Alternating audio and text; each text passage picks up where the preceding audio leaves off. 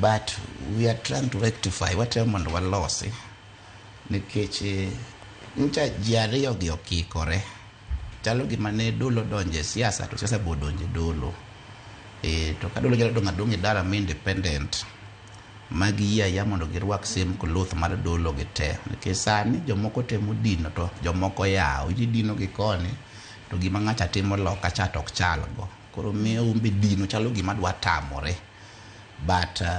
jodolo temo nego kony piny sama piny dhi marach the voice mar jodolo to nigi teko molo kata the voice mar government nikech ka jodolo wuoyo to giwuoyo through the word of God koro an gima dang' akwa sani ni wan kaka jotich Nyasaye wan jodolo wayie wabed jodolo mondo ka wawuoyo parachiel ka ok ni jomoko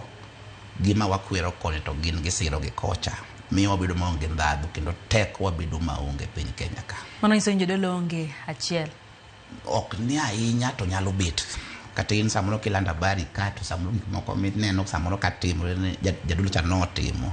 ok dang' wawach ni 100% swa ni berte kendo ka ng'ato otimo to ng'isi ni ji te chalo kamano mano ng'ano ema notimo to ok ni everybody notimo koro pod watema kwayo ni wan jodolo wabedi achiel maka wakwero ni siasa onge chach to kanisa ni te siasa onge chach ok ni kache goye to kato lore miyo wabedo manyap kako iloro ne ng'ane kato dhi ogoye kacha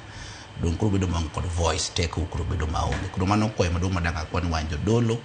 wachung' ne tich dolo Nyasaye noluongowa. Nyaka sani bi winjo ka kanisa osetimo migawo mar munjo bed notimo mar kelo oganda kanyakla kioneo ni bende oganda bedo kod chango kalore gadhonde ma ng'anyo nokele pacho kae.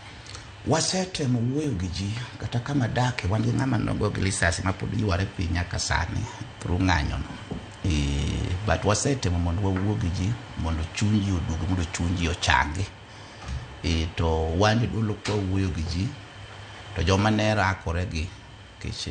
government ne control piny mondo kik piny muomore kik piny